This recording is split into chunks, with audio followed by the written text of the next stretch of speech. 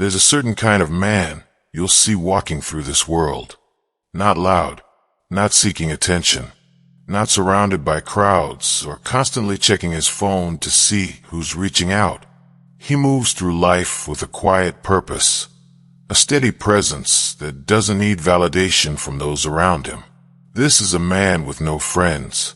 And before you mistake that for loneliness, before you assume something must be wrong with him, let me tell you what this really means. This is a man who has discovered something most people spend their entire lives searching for, the ability to stand completely on his own. Not because he's been rejected, not because he's antisocial or broken or afraid of connection, but because he's learned that true strength, real peace, genuine security, these things can only be found within. When we talk about a man with no friends, we're not talking about someone who's failed at relationships. We're talking about someone who's succeeded at something far more difficult, building a relationship with himself. He's looked into the mirror when no one else was watching. He sat in silence with his own thoughts. He's faced his fears, his weaknesses, his regrets, and his truths. And through that process, through that brutal honesty with himself, he's found something unshakable. See, most people are terrified of being alone. They fill every moment with noise, with activity, with the presence of others, because they're afraid of what they'll discover in the silence. They're afraid they'll find emptiness. They're afraid they'll have to confront the parts of themselves they've been running from. So they surround themselves with people, with distractions, with anything that keeps them from having to truly face who they are. But this man, he's walked through that fire. He spent time in that silence. And instead of emptiness, he found clarity. Instead of weakness, he found strength. Instead of loneliness, he found peace. He discovered that the only opinion that truly matters is the one he has of himself. That the only validation he needs is the validation he gives himself. That the only person he's guaranteed to spend his entire life with is himself. So he'd better become someone worth spending time with. This isn't about rejecting human connection. It's about understanding that connection, real connection, can only happen when you're already whole, when you're not looking to someone else to complete you, when you're not desperate for someone else to tell you you're worthy. This man understands that friendship, when it comes, should be an enhancement to an already fulfilling life, not a requirement for one. In a world that measures success by the size of your social circle, by how many likes you get, by how many people know your name, this man has chosen a different metric. He measures his life by the depth of his character, by the integrity of his choices, by the peace he feels when he's alone with his thoughts. And that's radical. That's countercultural. That's rare. Society will tell you that if you're alone, something must be wrong, that you need to fix yourself, to become more social, to collect friends like trophies. But this man knows better. He knows that sometimes the bravest thing you can do is walk a path that others don't understand, to choose solitude when everyone else is choosing crowds, to value quality over quantity in every aspect of life, including relationships. This audiobook isn't about becoming antisocial. It's not about building walls or shutting people out. It's about understanding the power of self-sufficiency, the strength of solitude, the peace that comes from being completely secure in who you are, regardless of who's standing beside you. You're about to learn what it means to truly walk alone, not as a punishment, not as a failure, but as a conscious choice made by someone who values his peace, his purpose, and his principles above the approval of others. This is the path of the man with no friends. And it's a path that leads not to loneliness, but to freedom. Chapter 1. The Awakening. Discovering the Gift of Solitude. There comes a moment in every man's life when he realizes that the crowd he's been running with doesn't actually know where it's going, that the friends he's been collecting don't really understand him, that the social circles he's been trying to fit into don't actually align with his values, his vision, or his truth.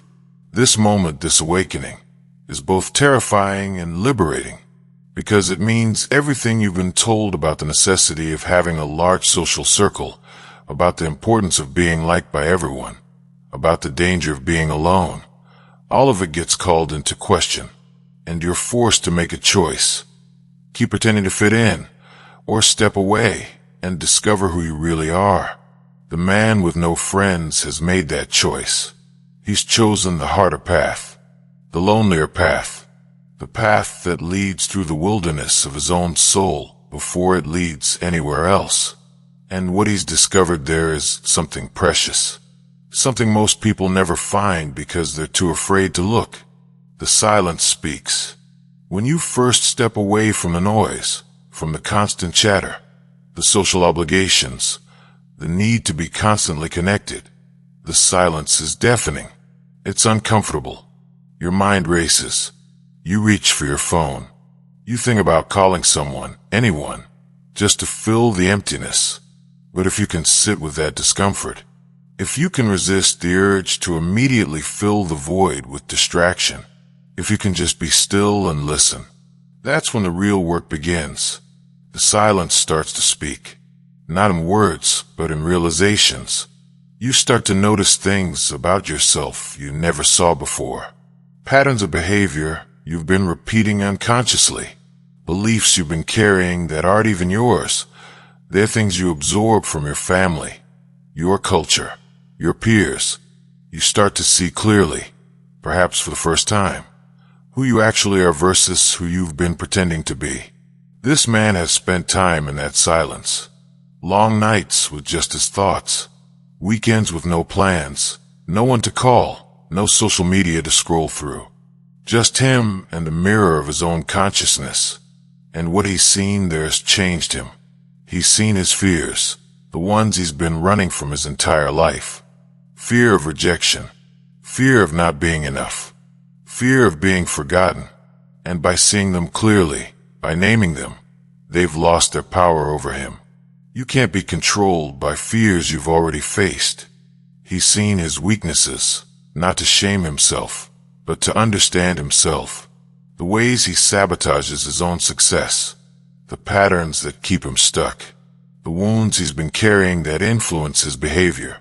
And with that understanding comes the power to change.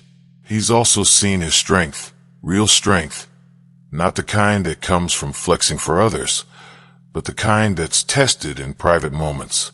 The resilience he didn't know he had, the courage that emerges when there's no one else to rely on, the resourcefulness that develops when you can only depend on yourself, the death of the false self. Here's something they don't tell you about solitude. It kills the person you've been pretending to be. That curated version of yourself you present to the world. That mask you wear in social situations. That role you play to fit in, to be accepted, to be liked. In the silence, that false self can't survive. Because there's no audience, no one to perform for, no reason to maintain the facade. And slowly, that constructed identity begins to crack. The real you starts to emerge, raw, unfiltered, authentic. And it might not be who you thought you were. It might be better. It might be worse. But it's real. And that's what matters. The man with no friends has gone through this death. He's watched his false self disintegrate. He's felt the discomfort of not knowing who he is without the roles he's been playing. And he's had the courage to rebuild from scratch, this time on a foundation of truth instead of performance. This process isn't comfortable. There are moments of real crisis, times when he questioned everything, times when the loneliness felt crushing, times when he wondered if he'd made a terrible mistake by walking away from his old life. But he pushed through, because on the other side of that discomfort was something he'd been searching for his whole life without knowing it: authenticity. When you're alone, you can't lie to yourself. Or rather, you can, but it doesn't work for long. The truth has a way of surfacing when there's no distraction to bury it. And this man has learned to face that truth, no matter how uncomfortable. He's learned that being honest with himself is more important than being comfortable with himself. The teacher in the mirror. Solitude has become his teacher. Every moment alone is a lesson. Every challenge faced without someone else's help is a test that builds capability. Every decision made without consensus is an exercise in trusting his own judgment. He's learned things in solitude that you simply cannot learn in a crowd. He's learned to trust his instincts. When you're constantly taking input from others, when you're always checking to see what everyone else thinks, you lose touch with your own inner voice. But in solitude, that voice gets clearer, louder, more trustworthy.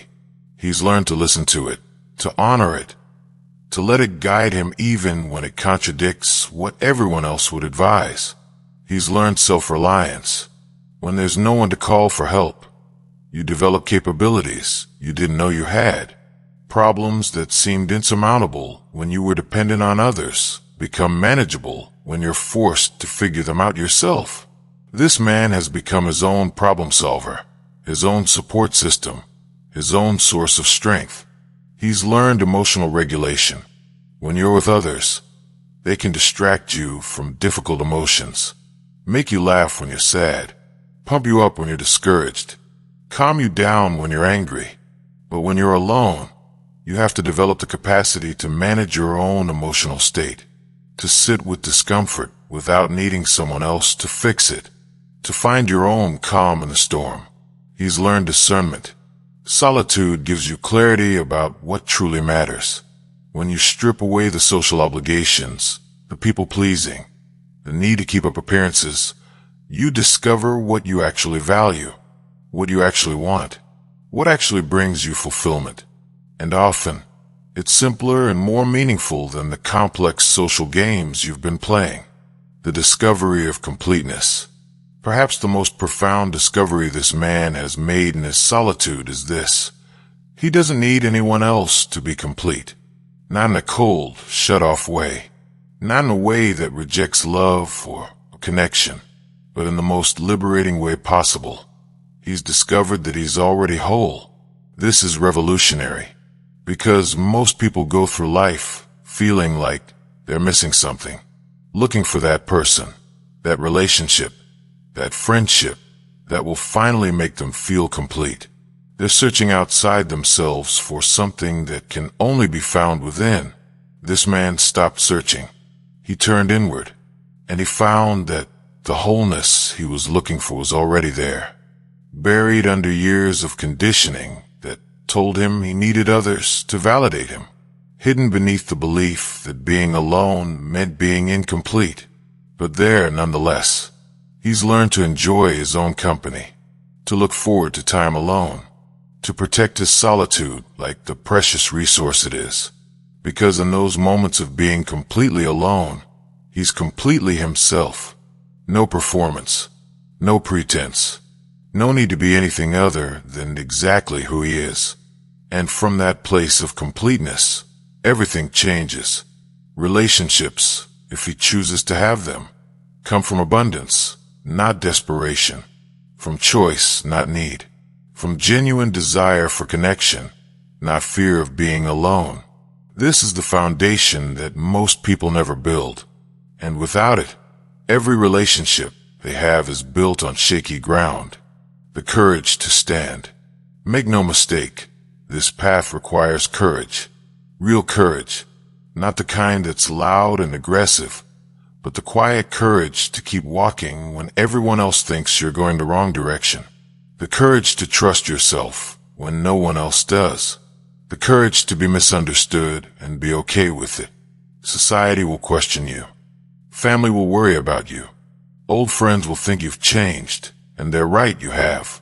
They'll say you're isolating yourself, that you're pushing people away, that you need to open up, be more social, stop being so serious. They won't understand that you're not running from something. You're running toward something, toward a version of yourself that can only be found in solitude. This man has developed that courage, not because he doesn't care what people think, He's human. Those voices still reach him. But because he cares more about his own truth than their opinions, he's learned that being misunderstood is the price of being authentic, and he's decided that's a price worth paying. He stands alone not because he's antisocial, but because he's grounded, rooted in something deeper than social approval, connected to a sense of self that doesn't waver based on who's around him or who accepts him. And that grounding, that rootedness, gives him a stability that no amount of social connection could provide, the freedom beyond the gate.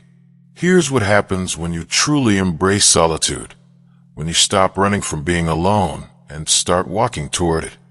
You discover a freedom most people never experience. The freedom to think your own thoughts without constantly filtering them through what would others think.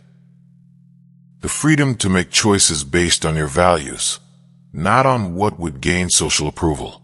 The freedom to pursue goals that matter to you, even if no one else understands them. The freedom to be exactly who you are, with no apology, no explanation, no justification needed. This man lives in that freedom. And once you've tasted it, once you've experienced what it's like to be completely, authentically yourself, without the weight of social expectation, you can't go back. The old way of living, the constant performing, the need for approval, the exhausting social games, becomes intolerable. This doesn't mean he'll never have friends.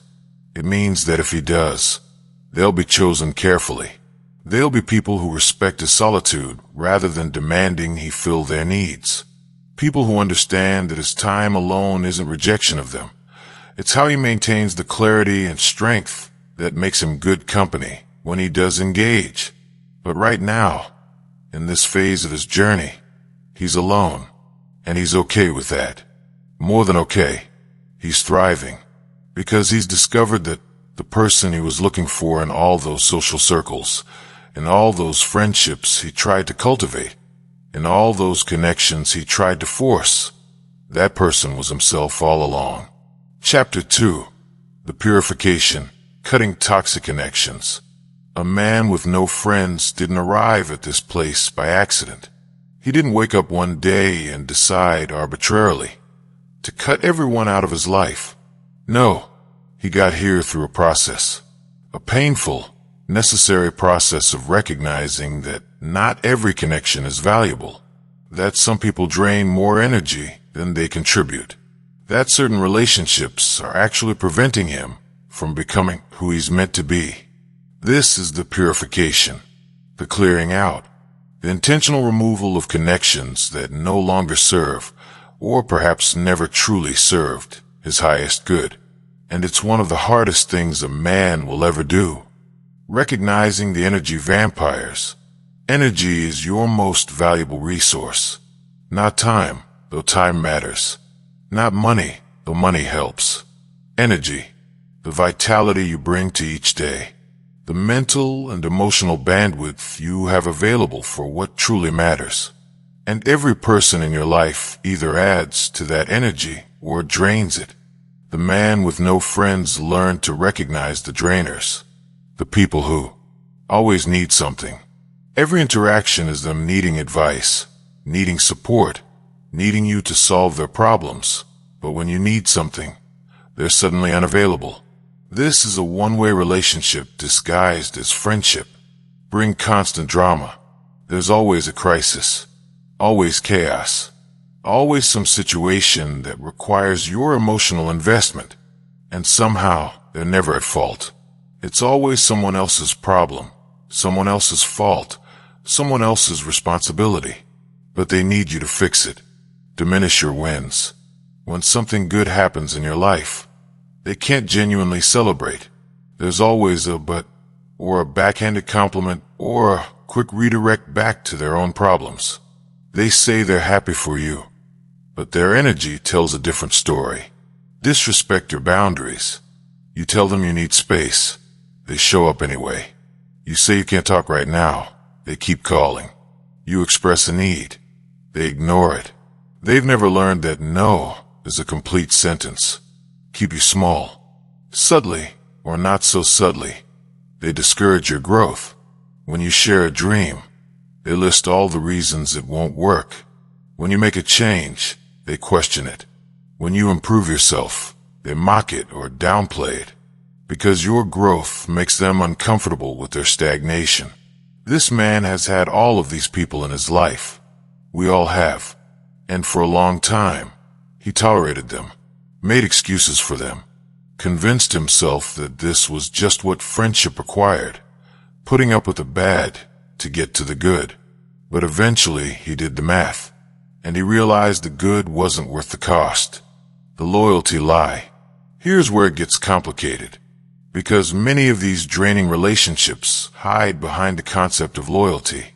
We've been friends for years. We go way back. You can't just abandon someone you've known this long. The guilt is heavy. The social pressure is real. Walking away feels like betrayal. But this man learned to distinguish between loyalty and convenience, between genuine friendship and habitual connection. Real loyalty is reciprocal. It flows both ways. True friends show up during your struggles, not just during your successes. They respect your time, your energy, your boundaries. They want you to grow, even if it means growing beyond them. They challenge you to be better, not comfortable. But many people who demand loyalty in the name of history or shared past are actually just comfortable with the dynamic they've established. A dynamic where you give and they take, where you accommodate and they demand, where you compromise and they remain rigid. That's not loyalty. That's manipulation wearing loyalty's mask. The man with no friends stopped falling for that.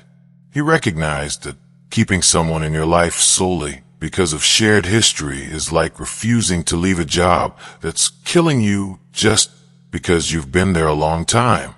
The past doesn't obligate the future.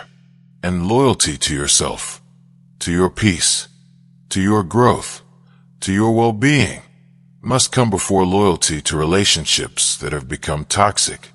The courage to cut. So he made the cuts. And it was brutal. Some endings were dramatic. Confrontations, arguments, people accusing him of changing, of thinking he's too good for them now, of betraying the friendship. These were painful, but at least they were clear. The bridge burned completely. No going back. No ambiguity.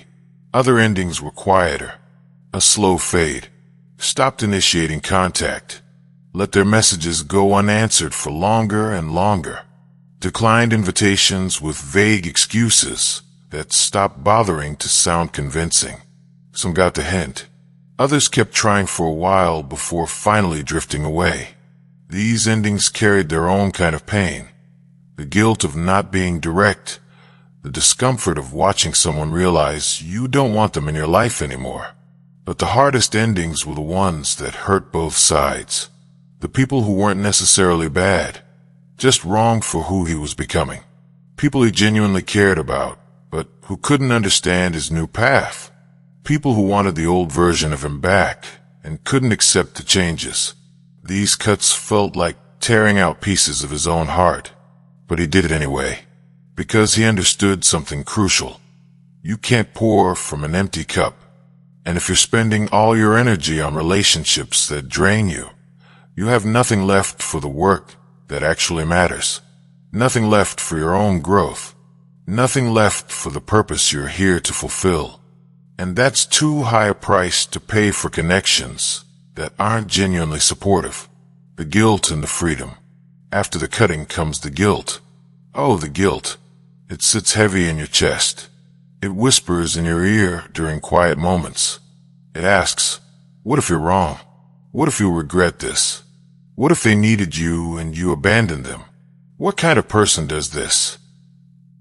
This man sat with that guilt, didn't push it away, felt it fully. And then, slowly, he started to notice something underneath it. Relief. A lightness he hadn't felt in years. Space to breathe. Energy returning. Mental clarity sharpening. The constant low-level anxiety that came from managing all those draining relationships gone. He realized the guilt was mostly conditioning. Society telling him he should feel bad for prioritizing himself. Programming from childhood about being a good person, meaning sacrificing your needs for others. Cultural narratives about loyalty requiring you to stay in relationships that hurt you. But the freedom was real, authentic. It came from a deep place of truth. He had protected his peace. He had honored his needs. He had chosen himself. And that wasn't selfish. It was necessary. Because a man who doesn't protect his own energy has nothing of value to offer anyone, including himself. The freedom manifested in unexpected ways. Time opened up. Hours that used to disappear into pointless conversations, drama management, and social obligations suddenly became available for meaningful work, for pursuits that actually mattered to him, for rest, which he desperately needed. Mental space cleared. The constant mental load of managing other people's problems, navigating their moods, worrying about their reactions, it vanished. His mind became quieter, clearer, capable of deeper thought and better decisions. Emotional energy returned. He stopped feeling depleted all the time, stopped needing to recover from social interactions, started feeling genuinely energized by his own company and his own pursuits. Authentic connections became possible. With the drainers gone, he could finally recognize and appreciate the rare person who actually added value, could create space for genuine connection if it appeared, could engage from fullness rather than emptiness. The people who stay. Here's something interesting. Sometimes when you cut the toxic people out, you discover that a few good ones remain. Not many, usually very few. But they're there, and they're worth more than the dozens you let go. These are the people who respected his journey. They didn't take his need for solitude personally, didn't demand explanations, didn't guilt-trip him.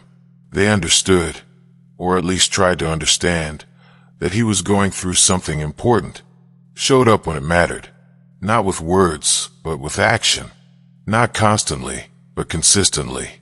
When he truly needed someone, they were there. And when he didn't, they gave him space. Wanted his growth, even if it meant seeing him less. Even if it meant he was changing in ways they didn't fully understand.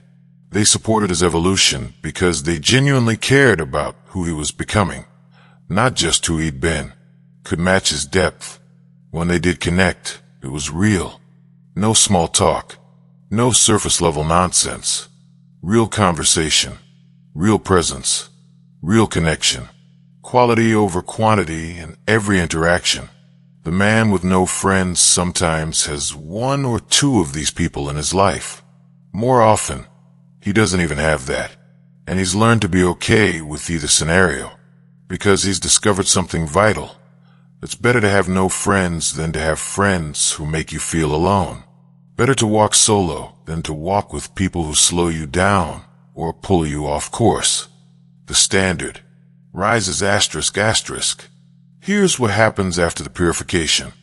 Your standards become non-negotiable. You know what genuine connection feels like now.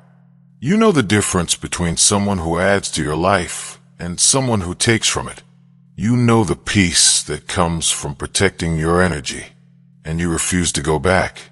This man has raised his standards for who gets access to him. And it's not about arrogance or superiority. It's about self-respect. It's about valuing himself enough to be selective about who he shares his time, his energy, his attention with. He's no longer available for one-sided relationships, constant drama, disrespect of boundaries, small talk and surface-level connection. People who drain more than they contribute. Relationships based on obligation rather than genuine care. He's only available for mutual respect and reciprocity, depth and authenticity. People who support his growth. Connections that energize rather than deplete. Relationships chosen freely, not maintained out of guilt. And if that means he has no friends, so be it. Because he's learned that being alone is infinitely preferable to being surrounded by people who make him feel empty. The purification continues. This isn't a one-time thing. It's an ongoing process. Because people change. Situations change. What once worked stops working. Someone who once added value starts draining energy. And this man has learned to be vigilant, to regularly assess his relationships, to be willing to make cuts when necessary, even if they're painful. He asks himself regularly, does this person make my life better or harder? Do I feel energized or depleted after spending time with them? Do they respect who I am or constantly try to change me? Do they support my growth or resist it? And when the answers reveal that a connection has become toxic, he acts swiftly, decisively, without extensive explanation or justification, because he's learned that the people who truly care will understand, and the people who don't understand don't truly care. This might sound cold. It might sound harsh. It might sound like he's built walls so high that no one can get in. But that's not it. He hasn't built walls. He's built standards. And those standards protect something precious. His peace, his energy, his capacity to become who he's meant to be. The purification isn't about hating people. It's about loving yourself enough to be selective. It's about understanding that your life is too short and too valuable to spend it managing relationships that drain you. It's about recognizing that sometimes the most loving thing you can do, for yourself and for others, is to walk away. Chapter 3. The Foundation Building Internal Strength. After the purification. After the cutting away of what doesn't serve their space. Empty space. And that space can feel terrifying at first, because you've spent so much of your life filling it with people, with social obligations, with the constant noise of connection. Now it's quiet. Now it's just you. This is where the real work begins. This is where the man with no friends builds something that most people never construct. A foundation of internal strength so solid that nothing external can shake it. The architecture of self. Think of yourself as a building. Most people build their structure on unstable ground, on the approval of others, on social validation, on external circumstances. When the ground shifts, the whole building wobbles. When the validation disappears, they collapse. This man has learned to build differently, to dig deep, to lay a foundation in bedrock, in self-knowledge, in self-acceptance, in self-reliance. And from that foundation, he's constructed a structure that can weather any storm. Self-knowledge is bedrock. The first layer of this foundation is brutal honesty with yourself. Knowing who you really are, not who you pretend to be, not who you wish you were, not who others think you are. The real you, with all your strengths, all your weaknesses, all your contradictions. This man has spent countless hours in self-examination. Not narcissistic navel-gazing, but genuine inquiry, asking hard questions, and being willing to sit with uncomfortable answers. What do I actually value versus what I say I value? Where do my patterns come from? What wounds am I still carrying? What am I afraid of and why? What do I truly want from life? What am I capable of? What are my non-negotiables? He's looked at his past, the successes and the failures, the moments of courage and the moments of cowardice, the times he was genuine and the times he wore masks. He's examined his motivations, questioned his beliefs, challenged his assumptions. And through this process, he's come to know himself in a way that's rare and valuable. This self-knowledge gives him something powerful. He can't be easily manipulated, can't be controlled through guilt or shame, can't be swayed by appealing to a self-image that he knows isn't real, because he's already looked at the ugly parts, the weak parts, the parts he's not proud of. He's made peace with them, or he's working on them. Either way, they're not secrets that can be used against him. Self-acceptance as framework. The second layer is self-acceptance. And this is different from self-knowledge. You can know yourself deeply and still reject what you see. Self-acceptance is looking at who you are, all of it, and saying okay. Not good necessarily. Not perfect. Just okay. This is who I am, and I'm going to work with that. This man has learned to accept his nature. If he's introverted, he stopped apologizing for it. If he's wired differently than others, he stopped trying to force himself into their mold. If he has limitations, he's acknowledged them without shame. If he has strengths, he's claimed them without false humility. This self-acceptance is liberating. It means he doesn't have to spend energy maintaining a fiction, doesn't have to pretend to be something he's not, doesn't have to constantly monitor himself to ensure he's presenting the right image. He can just be. And that conservation of energy, that's powerful. It also means he's not looking for someone else to accept him. He's already done that work himself. So when others don't accept him, and they won't, not everyone, it doesn't destabilize him. His sense of okayness doesn't depend on their approval. Self-reliance is structure. The third layer is self-reliance. Not in the sense of never needing help. We all need help sometimes. But in the sense of being able to handle the majority of life's challenges without depending on others to rescue you, fix you, or complete you. This man has systematically built competencies across multiple domains. Emotional self-reliance. He can process his own emotions, can sit with discomfort without needing someone else to make it go away, can self-soothe when he's anxious, can lift himself when he's down, can calm himself when he's angry. He's become his own emotional support system. Practical self-reliance. He's learned skills.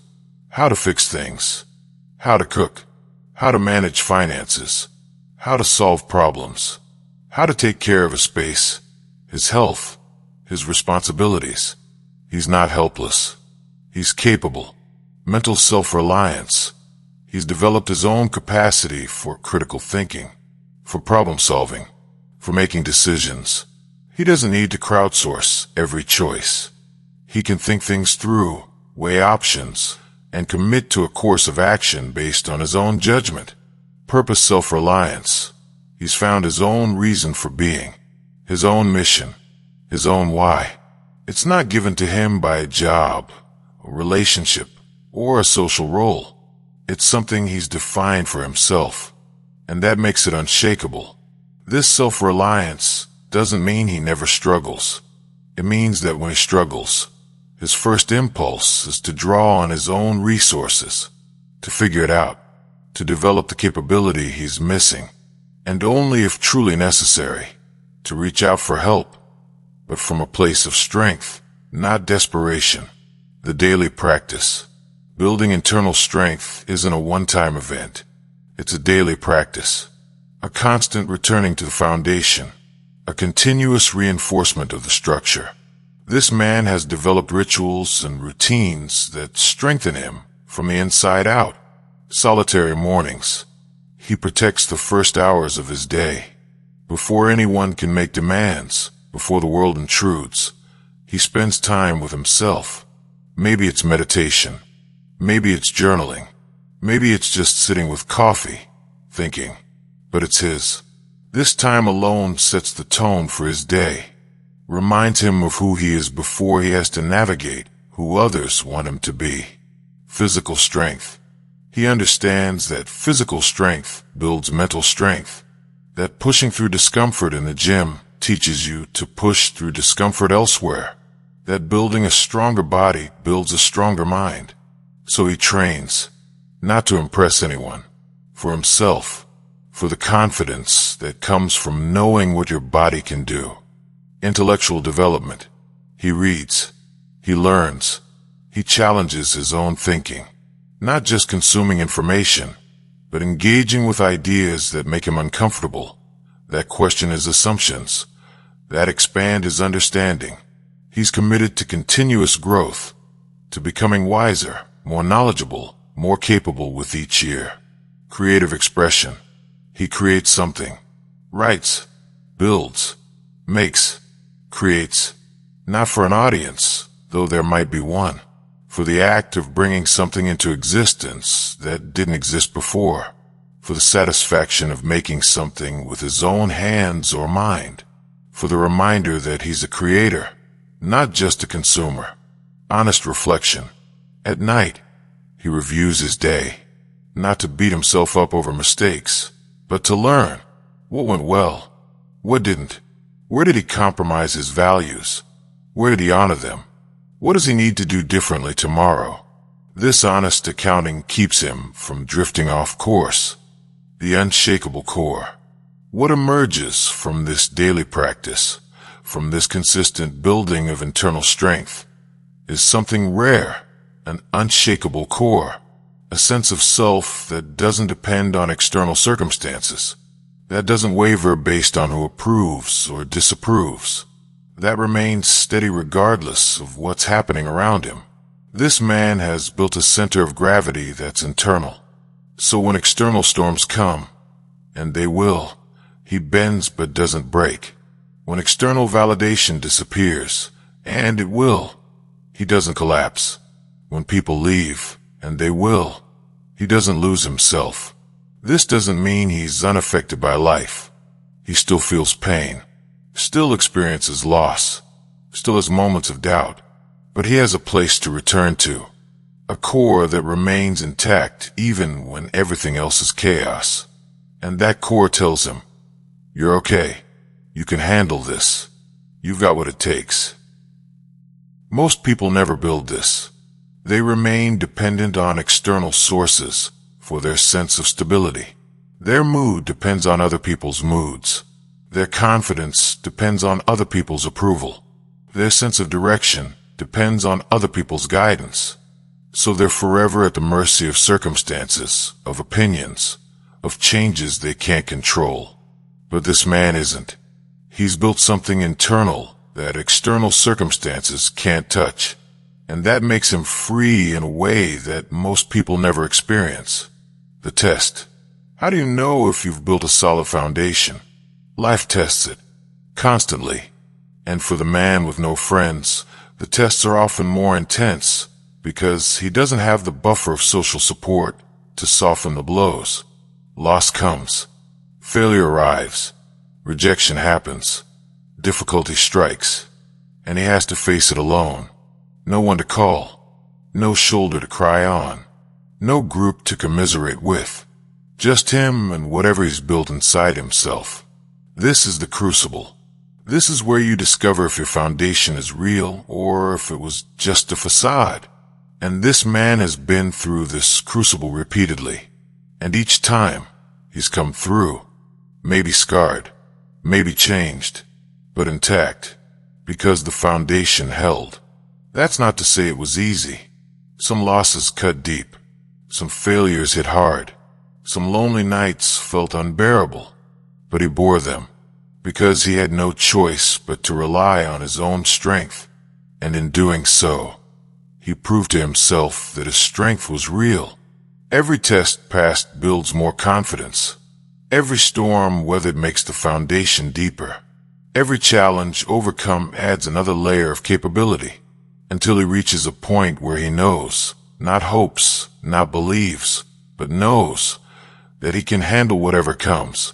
Not because nothing can hurt him, but because he's proven to himself that even when he's hurt, he can heal. Even when he falls, he can get back up. Even when he's alone, he's enough. Chapter 4. The Selection, Quality over Quantity. Here's where the narrative shifts. Because a man with no friends doesn't necessarily mean a man who will always have no friends. It means a man who's become so clear about what genuine connection looks like that he'd rather be alone than settle for anything less. This man isn't closed off to friendship. He's just extraordinarily selective about it. He's learned the difference between having people around you and having people for you. And he's decided that if he can't have the latter, he'll choose solitude over the former. Every single time. The new standard. After building his internal foundation, after learning to be complete on his own, this man's standards for relationships have transformed completely. He's no longer looking to fill a void. There is no void. He's not seeking validation. He validates himself. He's not desperate for connection. He's content in his solitude. So when he considers letting someone into his life, he's asking entirely different questions than most people ask. Does this person add to my peace or disturb it? He's worked too hard to find his inner peace, to let it be disrupted by drama, toxicity, or unnecessary complication. If someone brings chaos, they're out. No matter how fun, how charming, how entertaining they might be. Peace is non-negotiable. Do they respect my solitude or resent it? He needs time alone, significant time alone.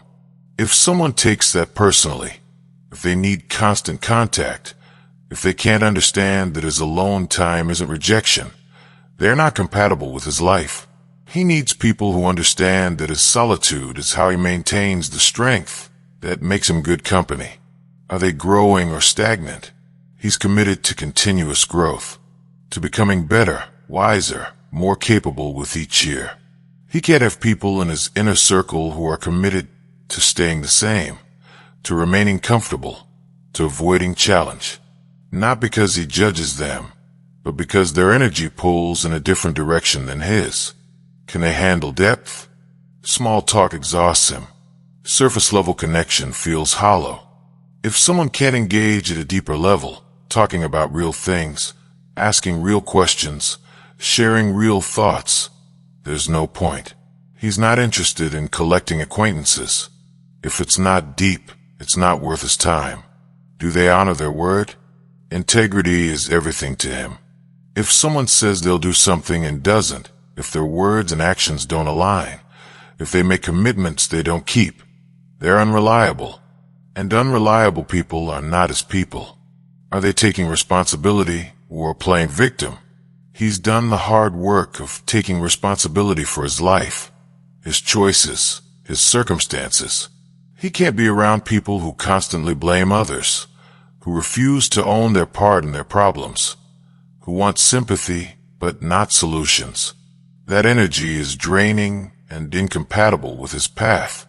These standards might sound harsh, unrealistic, too demanding, but for this man, they're not optional. They're essential, because he's learned that compromising on these things means compromising his peace, and no connection is worth that cost. The rare few. With standards this high, connections are rare, very rare. He might go months, even years, without meeting someone who meets them. And that's okay, because he's not lonely. He's selective. But occasionally, very occasionally, he meets someone who does meet his standards. Someone who gets it, without lengthy explanation, without having to convince them. They just understand the path he's on, the life he's building, the person he's becoming. And they respect it. Matches his energy. Not draining, not demanding, not constantly needing, but present when they're present, engaged when they're engaged, contributing genuine value to the connection, honors boundaries. They understand that no is complete, that I need space isn't rejection, that boundaries aren't walls. They're the framework that makes genuine connection possible. Shows up, not with grand gestures, but with consistent, quiet reliability. When it matters, not necessarily every day, but when it truly matters, they're there. These people are precious, rare as diamonds, and when they appear, he recognizes them. Not because he's looking, he's not, but because when real recognizes real, there's no mistaking it. With these rare few, he can have something beautiful. Genuine friendship built on mutual respect, shared values, and reciprocal investment. Connection that adds to life rather than complicating it. Depth that makes the solitude even richer when he returns to it. But even with these rare few, he maintains his boundaries, his solitude, his autonomy, because he's learned that the healthiest connections are between two people who are complete individually, not two halves trying to make a whole. Two wholes choosing to enhance each other. The permission to wait. Society pressures you to collect friends, to be social, to network, to constantly expand your circle. There's something wrong with you if you don't have a busy social calendar, if you're not constantly making plans, if you prefer being alone to being in a crowd. But this man has given himself permission to wait, to not force it, to not settle, to trust that if genuine connection is meant to be part of his life, it will arrive in its own time. And if it doesn't, he's already complete. This permission is powerful. It removes the desperation that makes people settle for connections that hurt them. It eliminates the neediness that makes people tolerate disrespect. It creates a calm centeredness that actually makes you more attractive to quality people, because neediness repels, but self-sufficiency attracts. He's not closed off. He's open, but he's patient, discerning, willing to wait for quality rather than accept quantity. And in the meantime, he's perfectly content with his own company. The reality of seasonal people. He's also learned something that most people resist accepting. Most relationships are seasonal. People come into your life for a reason, teach you something or share an experience, and then the season ends. And that's okay. It doesn't mean the connection was fake or a failure. It means it served its purpose and naturally concluded. The problem comes when we try to force seasonal relationships to be permanent, when we hold on long past the natural end point because we're afraid of being alone, or because we feel obligated, or because we've been friends for so long. This creates relationships that have died but haven't been buried yet. And that's worse than just letting go. This man has learned to honor the seasons, to recognize when a connection has run its course, to let go with gratitude for what was without clinging desperately to keep it alive past its natural expiration. This doesn't mean he's cold or disloyal. It means he's honest. And honoring the truth of a relationship's end is actually more respectful than pretending it's still alive. Most people in his past were seasonal. They appeared, played their role, taught their lesson, and moved on. Or he moved on. And he's grateful for what they brought even as he's grateful they're gone. Because if he was still carrying all those expired connections, he'd have no space for anything new. The possibility of partnership. There's one type of connection that exists in a different category. Partnership. Not necessarily romantic, though it could be, but a connection so aligned, so mutually beneficial, so naturally reciprocal that it transcends the normal rules. This is someone whose presence genuinely enhances his life without requiring him to compromise his solitude, his values, or his path, where the time together energizes rather than drains, where the growth is mutual, where the respect is complete. The man with no friends is open to this, not actively seeking it. He doesn't need it, but open to it if it appears, because true partnership is rare and beautiful. Two self-sufficient people choosing to build something together, not out of need, but out of genuine desire. But he knows this. You can't find this while you're desperately searching for it. It only appears when you're complete without it, when you've built your foundation so solid that partnership becomes an enhancement rather than a requirement. When you're so okay alone that being with someone is a choice, not a necessity. And until that partnership appears, if it ever does, he's perfectly content walking alone, because he's discovered that being alone with the right person himself is far better than being with the wrong people. Chapter 5. The Mission, Purpose Over People. There's a reason this man chose solitude.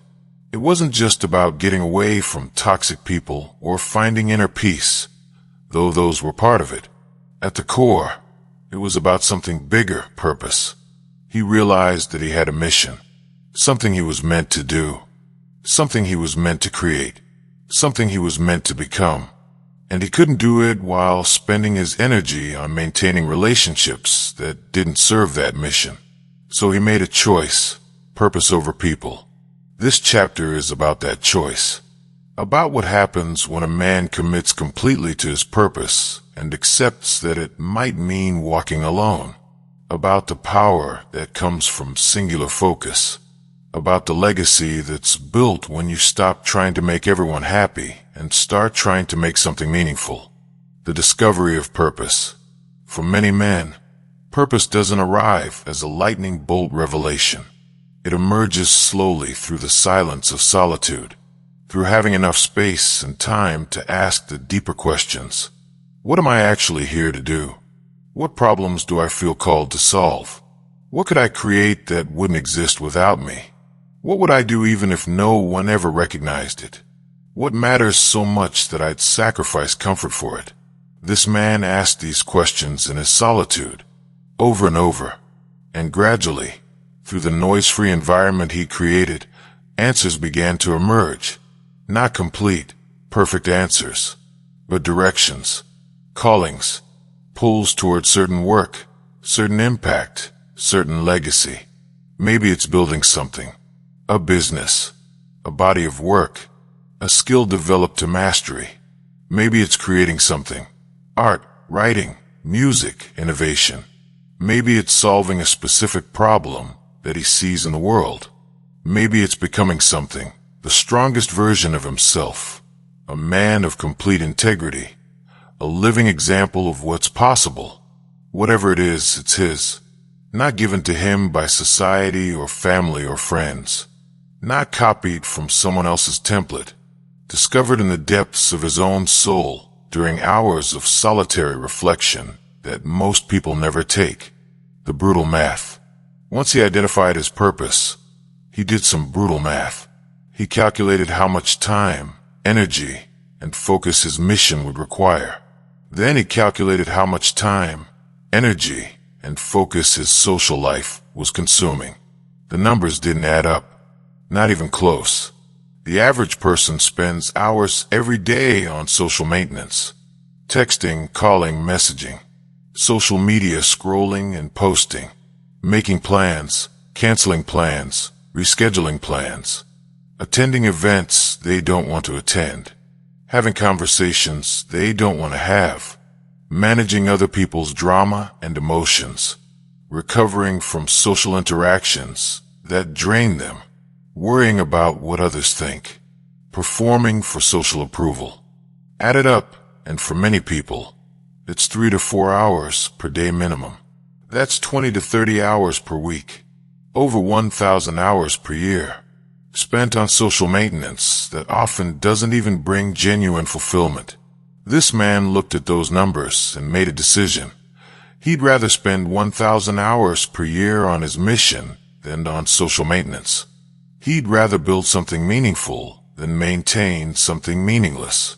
He'd rather invest in his purpose than in relationships that don't support it. So he cut the social maintenance to near zero. Stopped posting on social media. Stopped responding to every message immediately, or at all. Stopped attending events out of obligation. Stopped maintaining friendships that felt like work. And he redirected all that time, energy, and focus into his mission. The productivity increase was staggering. The progress toward his goals accelerated dramatically. The satisfaction of meaningful work replaced the hollow emptiness of social performance. And he never looked back. The sacrifice and the reward. Let's be clear. This choice comes with sacrifice. Real sacrifice. He misses out on things. Social experiences that others have. Casual friendships that might have been enjoyable. The comfort of having people to call when he's struggling.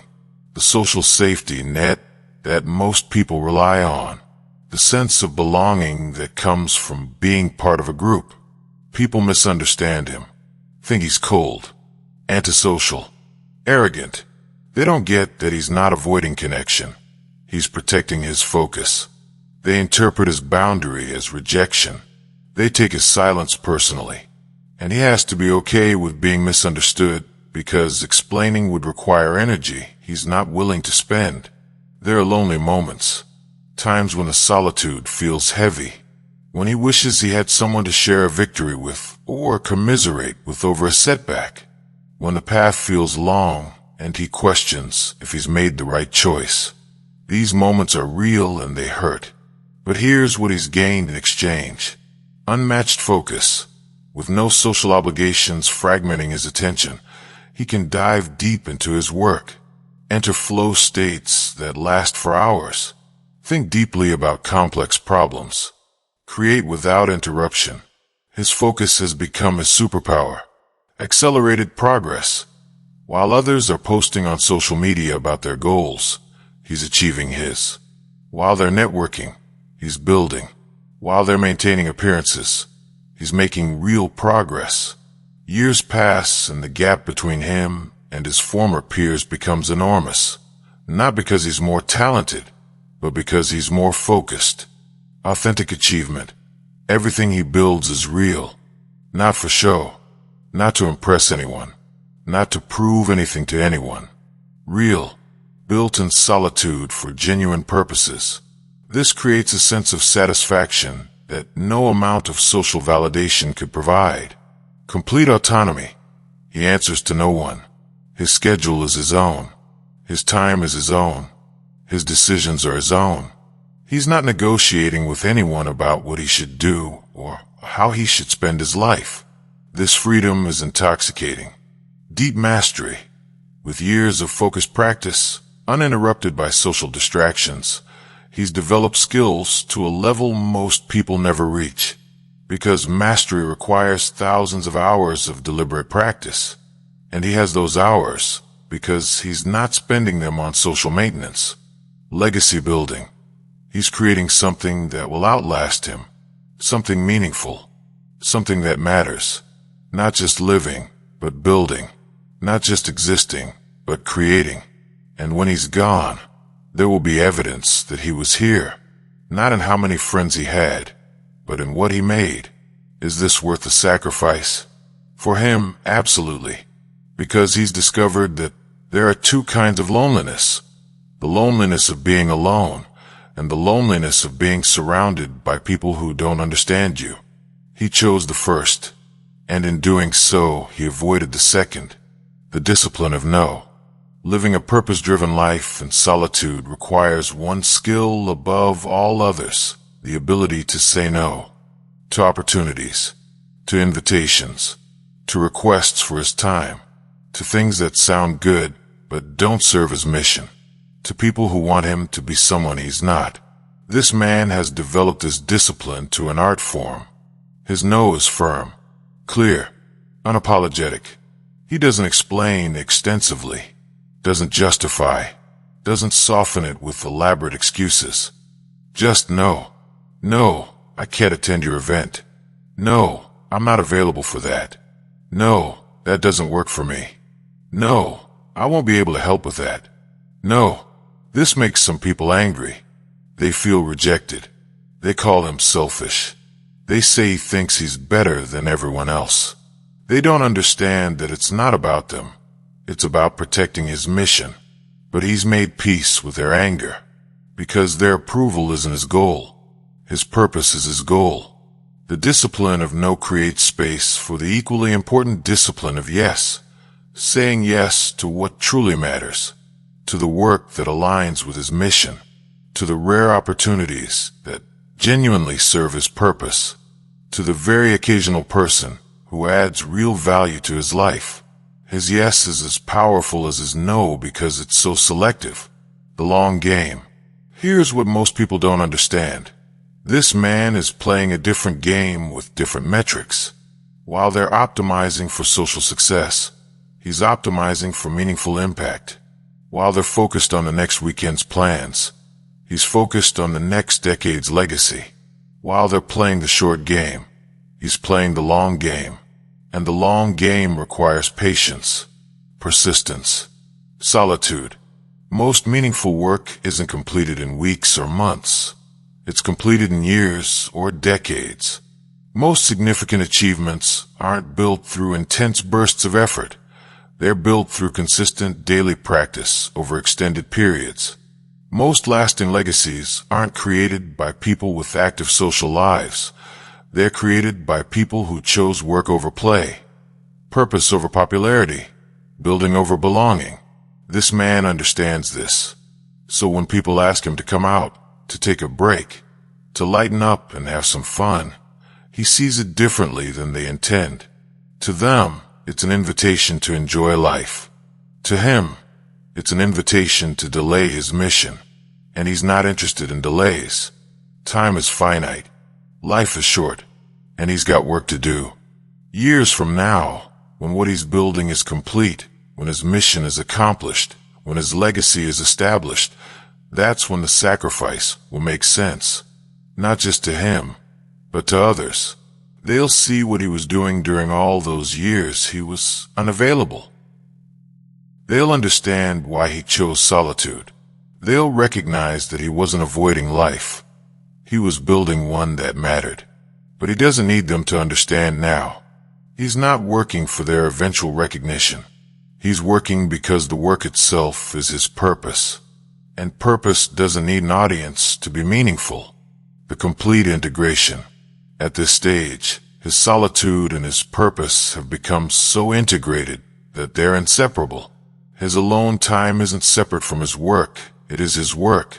His mission isn't separate from his identity. It is his identity. The boundaries have dissolved. He's no longer a man with a purpose. He's become purpose embodied. This complete integration creates a powerful focus that's almost superhuman. When you wake up and your entire day is aligned with your purpose, when there are no conflicting obligations, no social distractions, no need to split your attention between what you want to do and what others want you to do. When your solitude is your sanctuary and your workshop and your laboratory all at once, that's when extraordinary things become possible. This is what the man with no friends has achieved. Not isolation for isolation's sake, not loneliness worn as a badge, but complete integration of solitude and purpose into a life that's singular, focused, and aimed at something meaningful. A life that requires no friends because it's so full of mission that there's no emptiness to fill. And when people look at him from the outside, they might see a lonely figure. But that's because they're measuring by their metrics. By his metrics, he's not lonely at all. He's engaged, focused, alive with purpose, walking the path he was meant to walk, building what he was meant to build, becoming who he was meant to be. That's not loneliness. That's freedom. Chapter 6. The Mastery. Complete Self-Sufficiency. There's a final stage in the journey of a man with no friends. A stage where solitude transforms from a choice to a way of being. Where self-sufficiency becomes so complete that dependence on others isn't just unnecessary. It becomes almost foreign. This is mastery. The man who reaches this stage has built something rare. A life so internally robust, so completely self-contained, that he can face anything alone. Not because he's trying to prove something. Not because he's afraid of connection.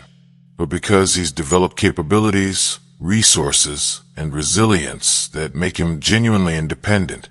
The complete toolkit. Mastery-level self-sufficiency requires building comprehensive capability across all domains of life. This man has systematically developed himself into what you might call a complete human. Someone who doesn't need to outsource basic aspects of living to others. Emotional mastery. He's developed a full range of emotional management skills. Self-soothing when anxious or afraid. He has techniques, breathing, reframing, physical movement, that calm his nervous system without needing someone else to talk him down. Self-motivation when depleted or discouraged. He knows how to reignite his own fire, through reminding himself of his purpose, through reviewing past victories, through shifting his physiology to shift his psychology. Self-celebration when successful. He can genuinely feel proud of his achievements without needing external validation. Can reward himself, acknowledge his progress, appreciate his own effort. Self-compassion when he fails, instead of harsh self-criticism that requires someone else to counteract. He's learned to be his own source of kindness. to treat himself the way a good friend would treat him. This emotional self-sufficiency means he's not dependent on others for his mood management. He's not an emotional drain on anyone because he's learned to manage his internal state himself. And paradoxically, this makes him better company on the rare occasions he does engage with others because he's coming from fullness, not emptiness. Practical mastery. He's built practical capabilities that eliminate dependence. He can cook well. Not just survive on basic meals, but actually prepare food that nourishes and satisfies him. This saves money, improves health, and removes dependence on restaurants or others to feed him. He can maintain his living space. Basic repairs, cleaning, organization. His environment reflects his internal state, ordered, intentional, cared for. He's not living in chaos, waiting for someone else to fix it. He manages his finances competently, earns, budgets, saves, invests. He's not financially dependent on anyone, not reckless with money and then needing bailouts. Self-sufficient financially means genuinely free.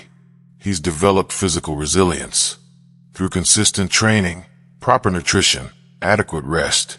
His body is capable, strong enough to handle physical challenges, healthy enough that he's not constantly needing medical intervention or others' care. He can solve his own problems. When something breaks, he figures it out. When he doesn't know something, he learns it. When he faces a challenge, he develops the capability to meet it. This learned resourcefulness compounds over time into genuine competence, mental mastery. He's sharpened his mind into a reliable tool, critical thinking. He can analyze situations clearly, separate facts from feelings, see through manipulation and bad logic, make sound decisions based on evidence rather than emotion or social pressure. Creative problem solving.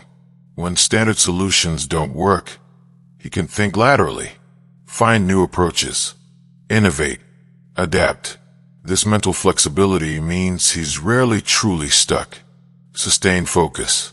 Through years of practice working alone, his attention span has expanded dramatically. He can maintain deep focus for hours.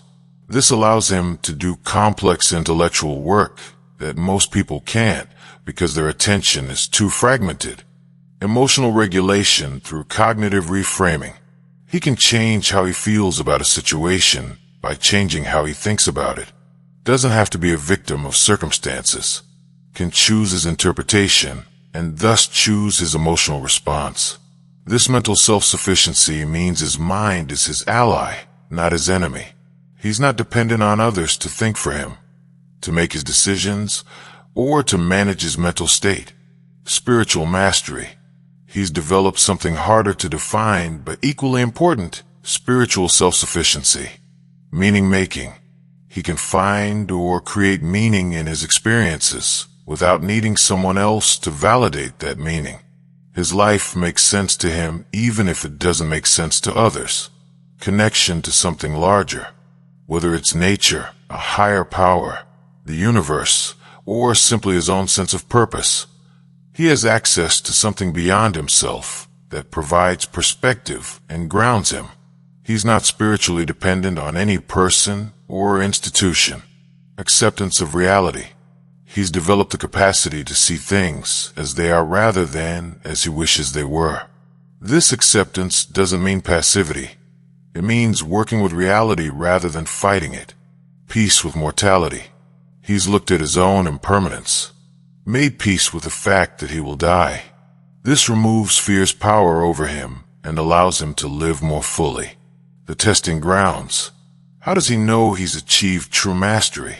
Because life has tested him, repeatedly, and he's passed every test alone. Loss without support. He's experienced significant losses, relationships ending, opportunities disappearing, failures in important endeavors, without a support system to catch him. And he survived. More than survived. He processed the grief alone, found the lessons alone, rebuilt alone, and emerged stronger. illness or injury. He's been physically unwell or injured with no one to care for him, had to push through pain alone, had to maintain his life's responsibilities even when his body wasn't cooperating, and he managed. This taught him that his body's limitations don't define his capabilities. Financial hardship. He's faced periods of financial stress without anyone to bail him out, had to figure it out alone, make hard choices alone, rebuild financial stability alone, and he did. This proved he could handle economic uncertainty without dependence. Existential crisis. He's walked through dark nights of the soul, periods where nothing made sense, where he questioned everything, where the meaning he'd built seemed to crumble, and he found his way through without anyone holding his hand. This demonstrated that he could navigate even the deepest uncertainty alone. Each test passed added another layer of confidence, another piece of evidence that he truly can handle life alone, until confidence transformed into certainty. He knows, not hopes, not believes, but knows that he's capable of handling whatever comes, because he's already handled things that felt impossible. The paradox of strength. Here's the paradox. The more self-sufficient he becomes, the less he actually needs to use that self-sufficiency to prove something. The man who knows he can handle anything alone no longer feels compelled to refuse all help. The man who doesn't need anyone can sometimes choose to accept support without it threatening his identity. This is true strength, not the brittle strength that says, "I don't need anyone, and I'll prove it by rejecting all help," but the flexible strength that says, "I don't need anyone, but I can choose to accept assistance when it genuinely serves, without creating dependence." Most people confuse dependence with connection. They think if you don't need people, you must be closed off to them. But this man understands the difference. Need is compulsion. Choice is freedom. The person who needs others is controlled by that need. The person who doesn't need others, but sometimes chooses their company, is truly free. So he's open, more open, actually, than he was earlier in his journey, because now he can engage with people without the undercurrent of need distorting the interaction, can accept help without it creating obligation, can offer support without becoming entangled, can be present without being dependent. This is mastery, not isolation that says, "I'll never let anyone in," but self-sufficiency that says, "I'm already complete, so any connection is truly optional and can therefore be genuine." The legacy of capability. What he's built through this journey of self-sufficiency is more than just personal capability. It's a template, a proof of concept, evidence that it's possible to be truly independent in an increasingly dependent world, in an age where people can't be alone for 5 minutes without reaching for their phones, where emotional regulation is outsourced to therapists, substances, or codependent relationships, where basic life skills are declining because everything is outsourced, where independence is discouraged and interdependence is glorified as the only healthy way. He stands as a counterexample. Not to say his way is the only way, not to say everyone should live like this, but to demonstrate that it's possible. That complete self-sufficiency isn't just a survival strategy. It can be a path to genuine freedom, deep peace, and extraordinary capability. And perhaps most importantly, he's proven that you don't need to be liked, understood, or validated by others to live a meaningful life. You can walk alone. You can build alone. You can thrive alone. Not just survive, actually thrive. This is his legacy. Not what he built for others to see, but what he built within himself. A structure of capability so complete that it requires nothing external to maintain it. A life so robust that it can weather any storm. A man so whole that he needs no one to complete him. And paradoxically, this is when he becomes truly valuable to others, because the person who needs nothing from you can offer everything to you. The person with no agenda, no desperation, no need to prove or gain anything. That person can show up with genuine presence, can offer real help, can provide authentic connection. But he doesn't do it often, because he's learned that his solitude is where his power is cultivated. His aloneness is where his strength is built. His independence is what makes him truly free. And he's not willing to compromise that for anything less than extraordinary. Chapter 7. The Legacy, What You Leave Behind. The final question a man with no friends must answer is this: what does it all mean? If you build this life of solitude, this fortress of self-sufficiency, this mission pursued alone, what legacy does it create? What remains when you're gone? This chapter is about looking at the end from the middle, about understanding that how you're remembered, if you're remembered at all, is determined not by how many people attended your gatherings, but by what you built while no one was watching. The myth of the social legacy. Society sells you a lie, that your legacy is measured by relationships, by how many people came to your funeral, by how deeply you were loved by friends and family, by the size of your network, by your social impact. And for some people, maybe that's true. Maybe their greatest contribution is the connections they facilitated, the love they spread, the relationships they nurtured. That's valid. That's beautiful. But it's not the only path to legacy. The man with no friends has chosen a different legacy. Not social, but substantial. Not about who knew him, but about what he created.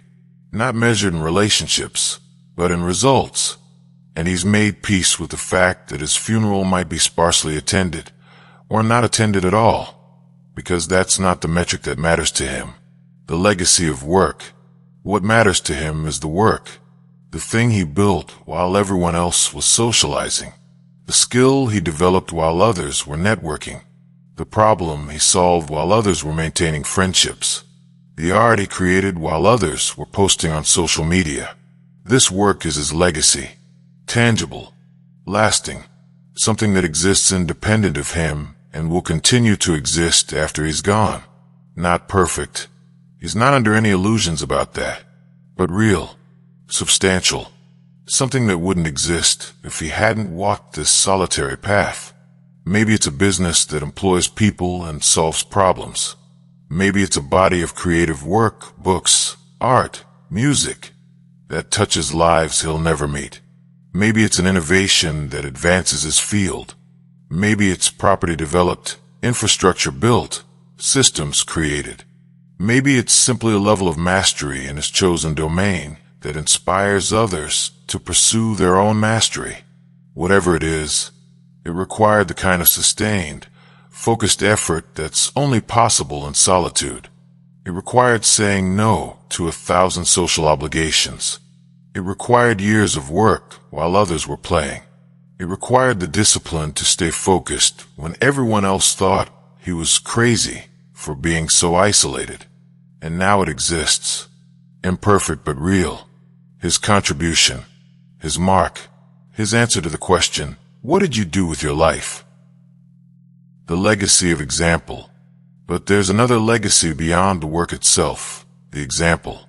The proof that you can walk a different path, that you can choose solitude over conformity, that you can build a life that doesn't depend on social validation, that you can be complete alone.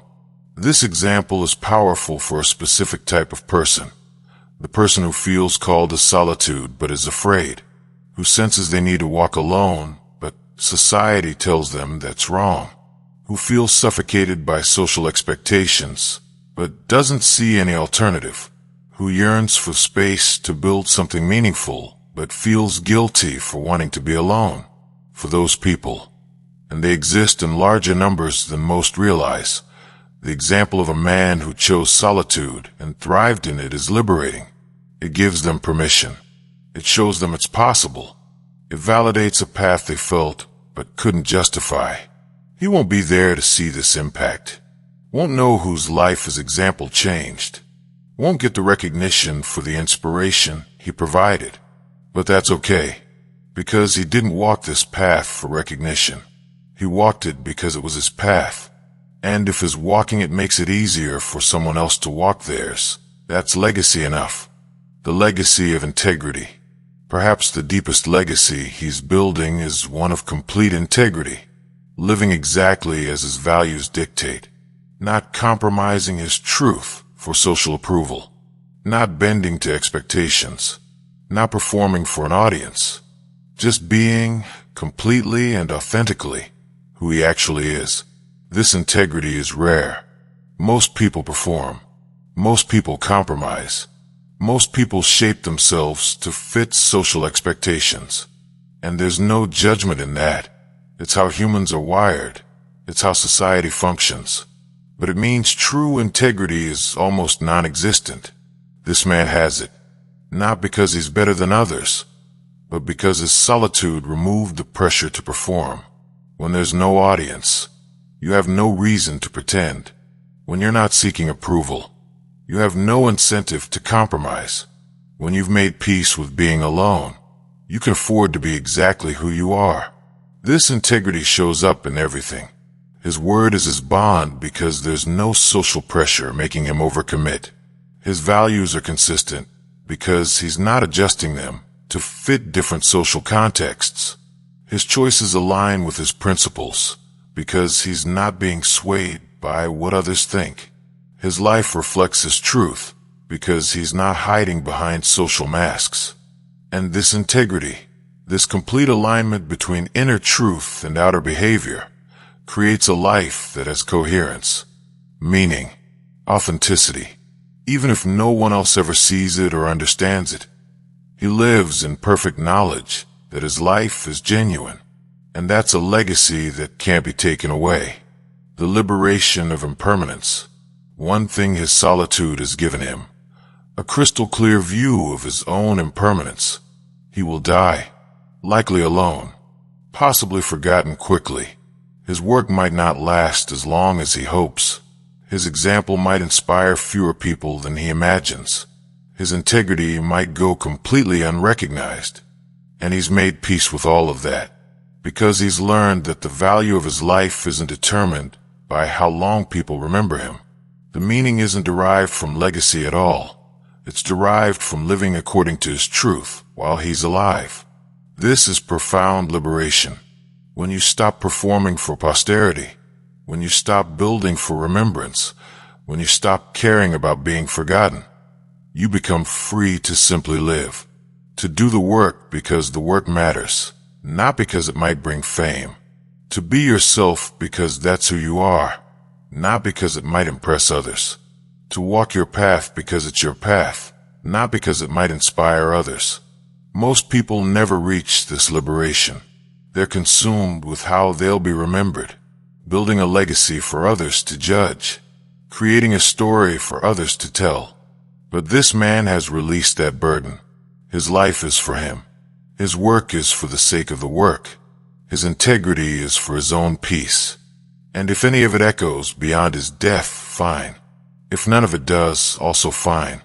This acceptance of impermanence paradoxically makes his life more substantial, not less, because he's not wasting energy on managing his image or crafting his legacy story. All his energy goes into actually living, actually building, actually being. And that full-throated engagement with life creates a richness that legacy-conscious people never achieve. The completion. The man with no friends is approaching the end of his life differently than most. He's not scrambling to reconnect with old friends, not trying to build a social network so he won't die alone, not softening his edges to be more likable in his final years. He's continuing exactly as he's been, alone, focused, purposeful, complete. Some might see this as sad. He has no one. But that perspective misses the point entirely. He has himself. He has his work. He has his integrity. He has the life he consciously built. And he's not lacking anything he actually needs. When the end comes, and it will come for all of us, he'll face it as he's faced everything else, alone but not lonely, without regret for the friendships he didn't maintain, because he knows the solitude served something more important. without fear of being forgotten, because his value never depended on being remembered, without bitterness about the path he chose, because he knows it was his path, and he walked it fully. And in those final moments, if there's any reflection, it will be this: I lived according to my truth. I built what I was meant to build. I walked the path I was meant to walk. I didn't compromise my solitude for others' comfort. I didn't sacrifice my mission for social approval. I lived as myself, completely and without apology. And that was enough. That's the legacy of a man with no friends. Not social, not measured in relationships or networks or how many people showed up, but substantial, real, authentic. A life lived in complete alignment with values. Work completed in focused solitude. An example left for those who need to see it. And integrity maintained from beginning to end. It's not the legacy everyone should pursue, but for the man who needs solitude to be himself, who requires focus to build what he's meant to build, who can only walk his true path alone. It's the only legacy worth leaving. Conclusion: the free man. The journey's end. So here we are at the end. You've journeyed through the complete arc of a man with no friends. From the awakening where solitude becomes a choice, through the purification of cutting toxic connections, into the foundation building of internal strength, through the selection process of maintaining the highest standards, into the mission-driven life where purpose trumps people, and finally to the mastery of complete self-sufficiency and the legacy it creates. But this isn't really an ending, because for the man who walks this path, there is no destination. There's only continuous walking, continuous refining, continuous deepening of the solitude, the strength, the purpose. This is a life, not a goal to achieve. A way of being, not a temporary strategy. You've spent hours with this audiobook. 3, maybe 4 hours of your life listening to these words. That's significant. That's intentional. You didn't stumble here by accident. Something brought you to a title like A Man with No Friends. Something resonated before you even pressed play. And now, having walked through every chapter, having absorbed every principle, having considered every perspective, you're different than you were when you started. Maybe the difference is subtle. A slight shift in how you view your solitude. A quiet permission you've given yourself to stop apologizing for needing to be alone. Or maybe the difference is seismic. You've already made the decision to cut ties, to walk away, to choose the harder, lonelier, more authentic path. Either way, something has changed. And that change, that's what this conclusion is really about. Before we go any further, I want you to understand something crucial. This path isn't for everyone. And that's not just a disclaimer. It's a truth that must be honored. Most people need community, thrive in connection, find their purpose through relationships. That's valid. That's beautiful. But there's a specific type of person for whom solitude isn't just preferable, it's necessary.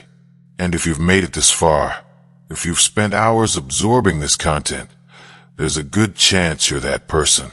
Speaking directly to you now. Let me speak directly to you. Not to a general audience. Not to some abstract concept of the man with no friends.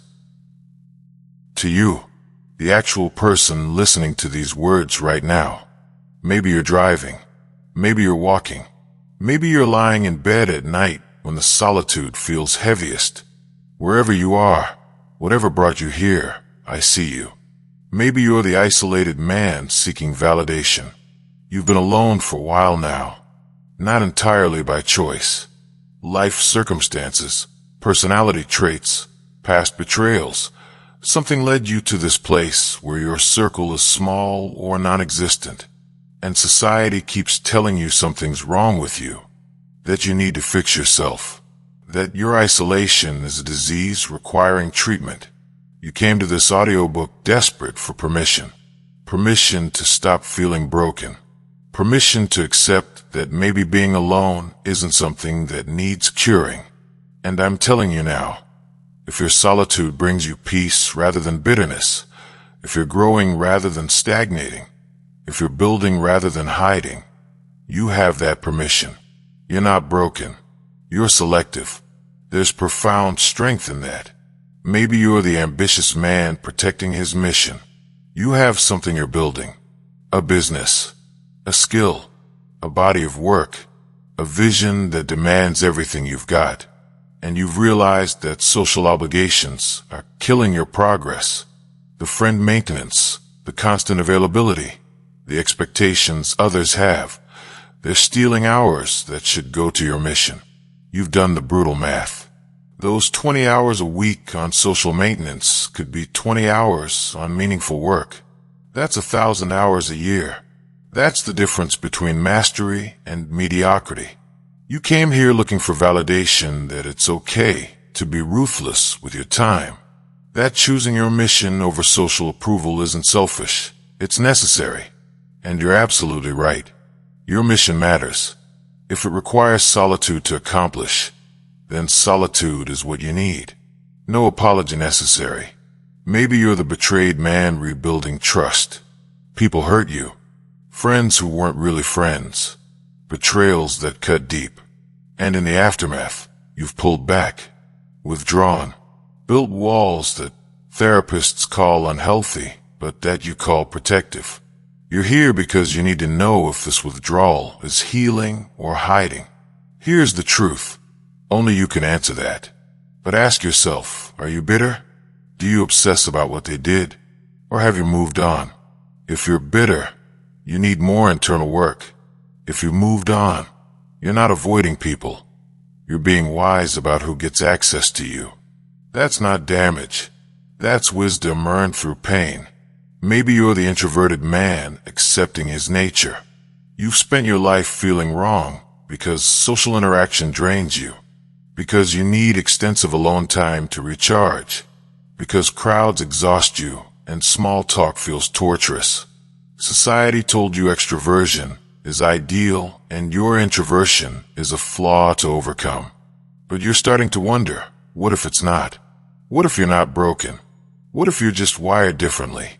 You came here hoping to hear that it's okay to honor your nature, and it absolutely is. Your need for solitude isn't a flaw. It's your design.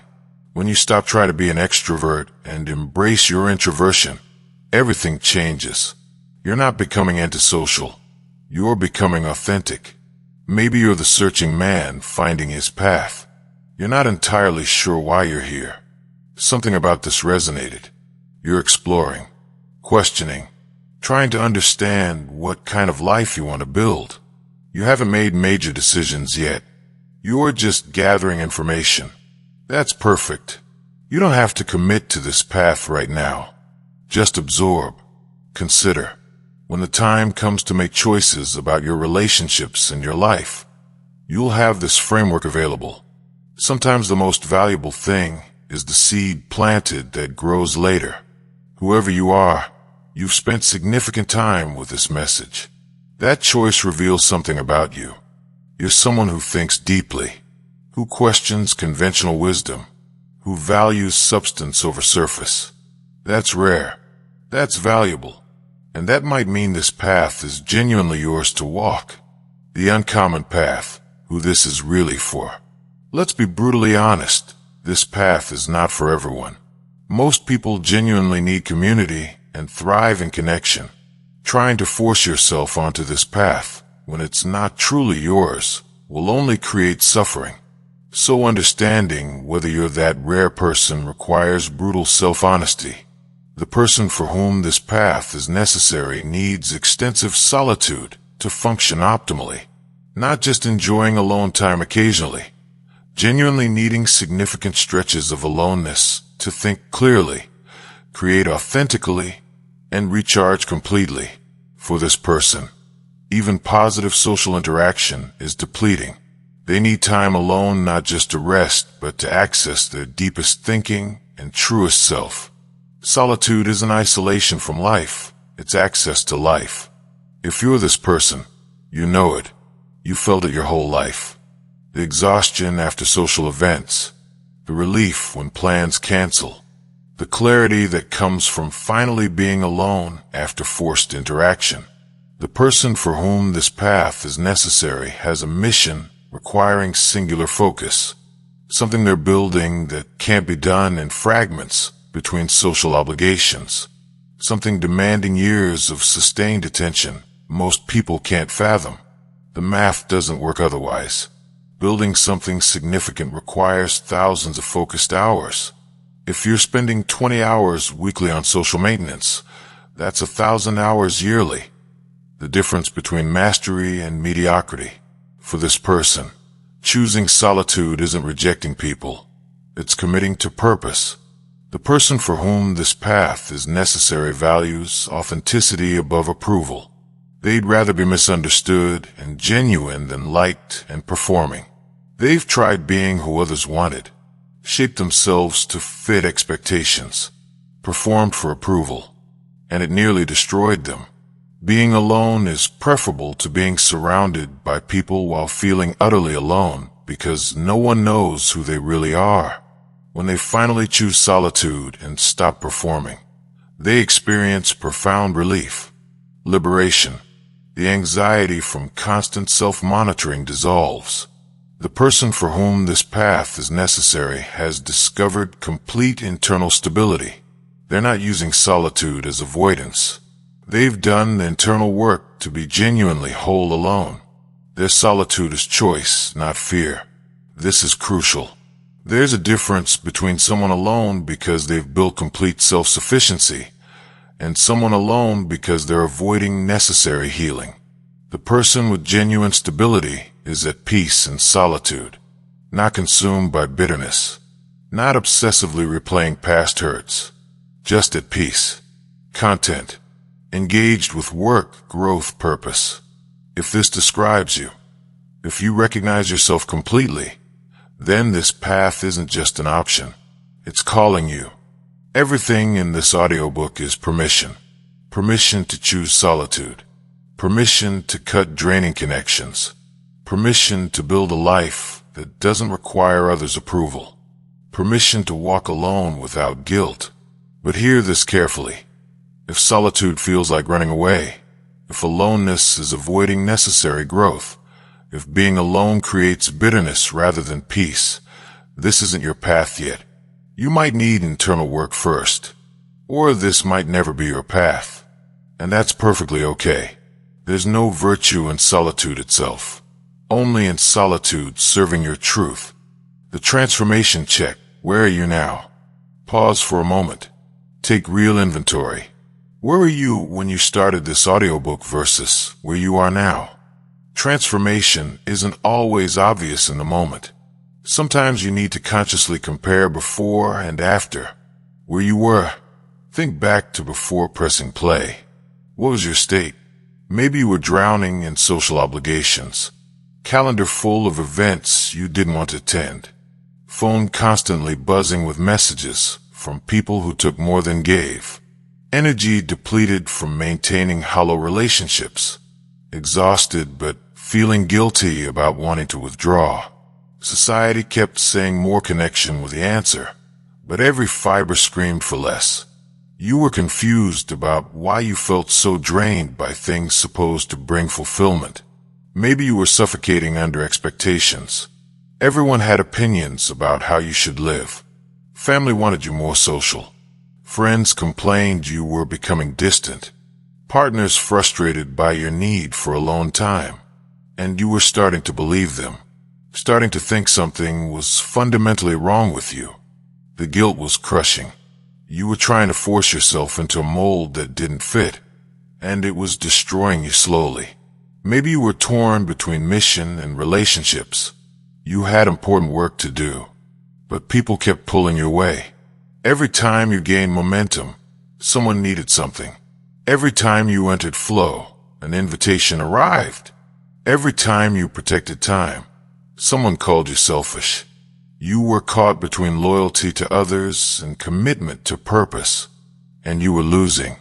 Your mission was suffering.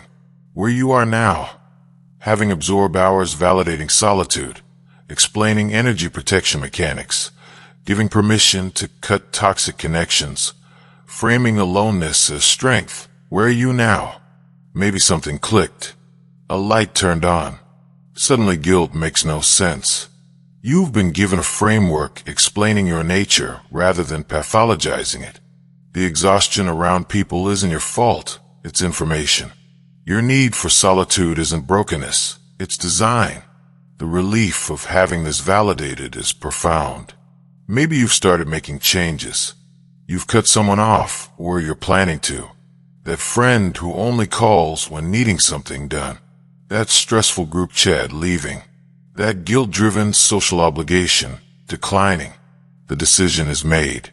You're choosing yourself. And though there's still some anxiety, there's also deep certainty it's right. Maybe you found your mission, or glimpsed it. All those hours on social maintenance could be hours building something meaningful. And suddenly it's clear. You see the path.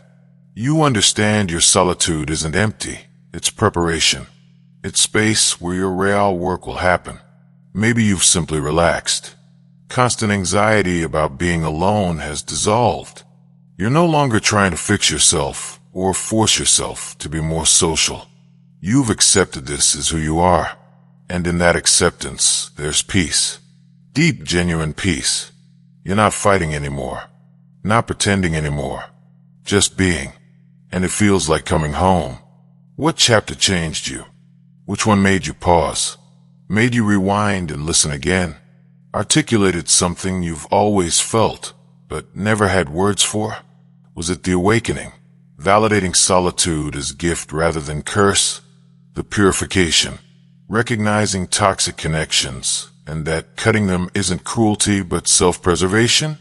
The foundation, understanding internal strength, must be built deliberately? The selection, revealing quality matters infinitely more than quantity. The mission, clarity that purpose must come before popularity. The mastery, the vision of complete self-sufficiency. Honest self-assessment, now the hard part. Look at yourself clearly and answer truthfully. Are you choosing solitude from strength or escaping from fear? Have you done internal work or are you avoiding it? Is this creating peace or bitterness? Are you running from something or toward something? Are you growing in solitude or stagnating? Only you know the truth, and that truth matters. Because this path only works when it's authentic, when it's truly right for you, when it's choice, not avoidance, when it's strength, not fear. The integration, what this actually looks like.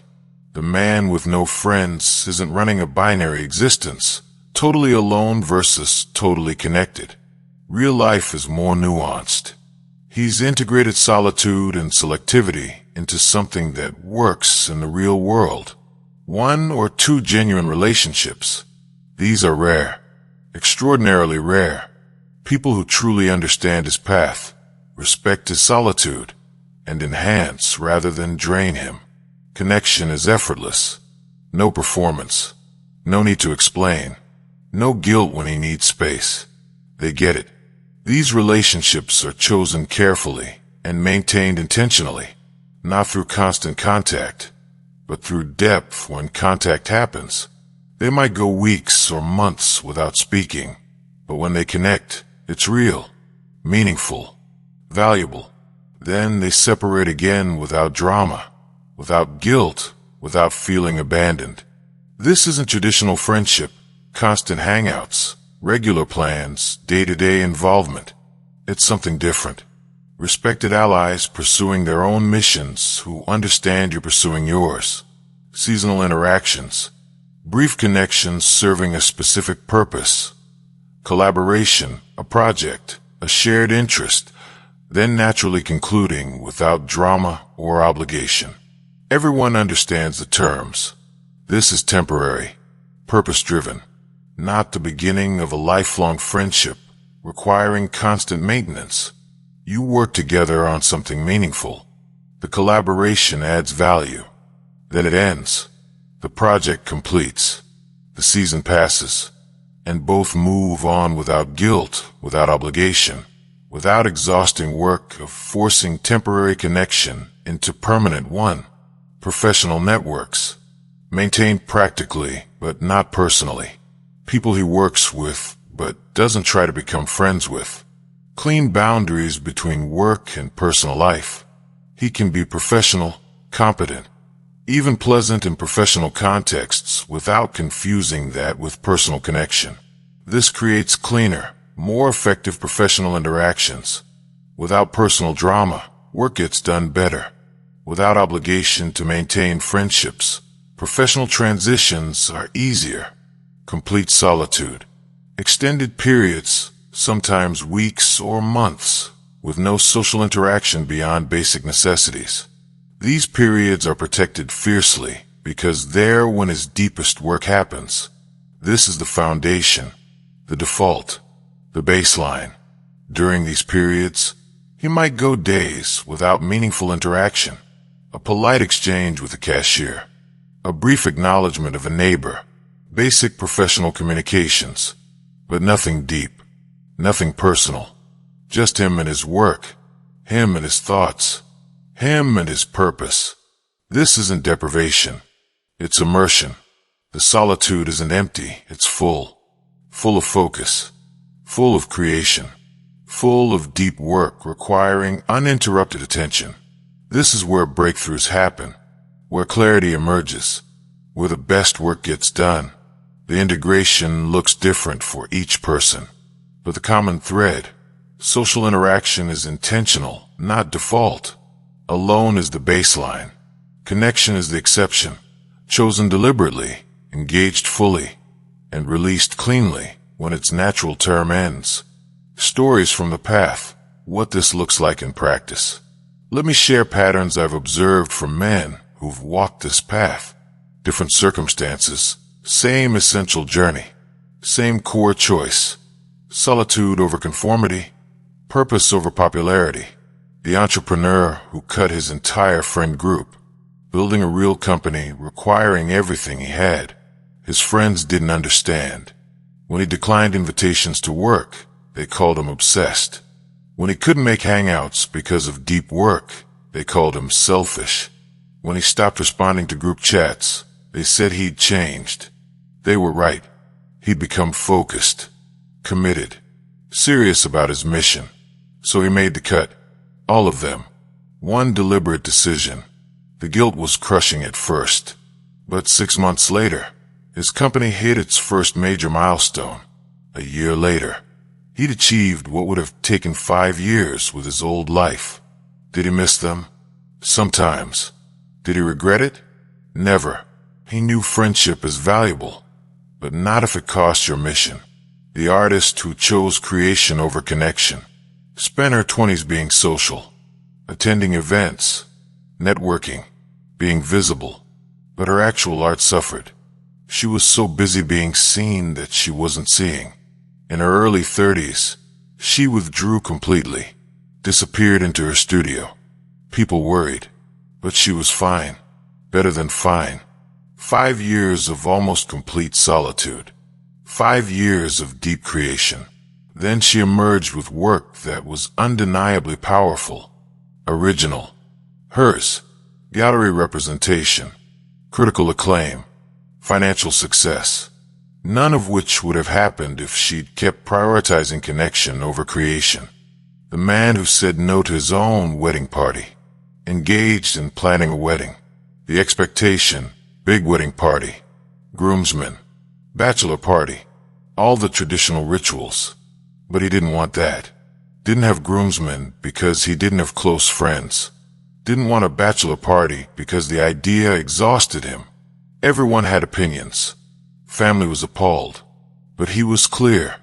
Wedding that honored his truth, or wedding that performed for expectations. He couldn't have both. They married with just the two of them and 2 witnesses. Small ceremony. No reception. No pretense. Perfect. For him. For them. The father who models healthy solitude. Has children. A family. Responsibilities preventing complete isolation. But he still walked this path. He's taught his children that needing time alone doesn't mean you don't love them. That boundaries don't mean unavailability. That solitude is healthy, not something to fear. He has a space in his home. When the door is closed, everyone knows Dad needs solitude now, and they respect it. His children are growing up with a model most never see. A man who knows himself, respects his needs, doesn't apologize for requiring what he requires. They're learning it's okay to need alone time. That introversion isn't a flaw. That solitude is valuable. The young man who rejected toxic masculinity circles, part of a guy group, brothers' male friendships, supposed to be valuable, but he realized this isn't healthy. Constant need to prove masculinity, homophobia, toxic attitudes toward women, encouragement of destructive behaviors. He tried changing it from within, but group dynamic was too strong, so he left completely. Suddenly, he had space to define masculinity for himself, to develop his own values, to become the kind of man he actually wanted to be. It was lonely at first, really lonely, but in that loneliness, he did the work. Read, therapy, developed genuine emotional intelligence. Now he's selective about male friendships, won't tolerate toxicity, won't suppress growth to make insecure men comfortable. His male friend count is basically zero, but he'd rather be alone and growing than connected and stagnant in toxicity. The community of lone wolves, the beautiful paradox. Men with no friends building a community? Sounds contradictory, but stay with me. We're not building friendships here, not creating social obligations. What we're building is different.